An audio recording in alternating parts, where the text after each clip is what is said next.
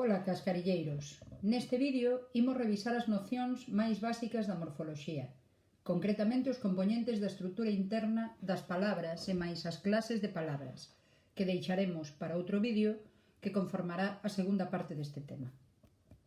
Comezaremos dicindo que a morfoloxía é a parte da lingüística que estuda a estrutura interna das palabras. A parte máis pequena na que se pode dividir unha palabra, como podedes observar neste esquema que tomamos prestado dun libro da editorial Anaya, é o monema. Porén, as partes nas que nos imos deter son o lexema ou raíz, que achega as palabras o significado léxico, que tamén podedes atopar chamado significado conceptual ou semántico, e máis o morfema, que é o que achega o significado gramatical e que pode servir para indicar xénero, número, o que chamamos morfema flexivo, ou tempo, modo, número e persoa nos verbos, en este caso, recibir o nome de desinencia.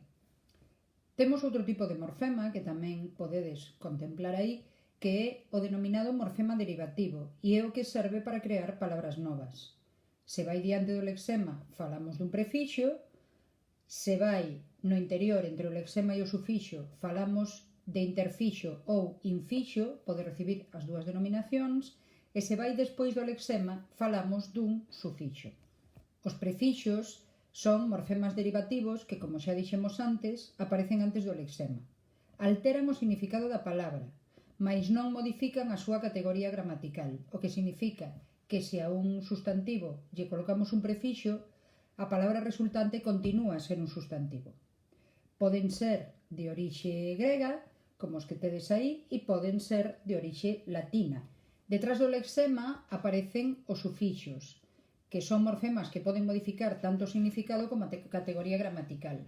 De feito, se a un adxetivo lle colocamos o sufixo mente, moitas veces deriva nun adverbio. Os sufixos poden ser alterativos ou apreciativos, que non modifican o significado, mais que lle engaden certos matices, como os exemplos que tedes aí. Falamos de apreciativos porque, por poñer un exemplo, os sufixos diminutivos, que de seu indican un tamaño máis reducido do sustantivo ao que acompañan, moitas veces poden utilizarse cun matiz de aprezo ou de cariño sobre o sustantivo, mais non necesariamente que reduzan o seu tamaño. E por outra banda temos tamén os sufixos derivativos que transforman o lexema e ademais poden modificar a categoría gramatical.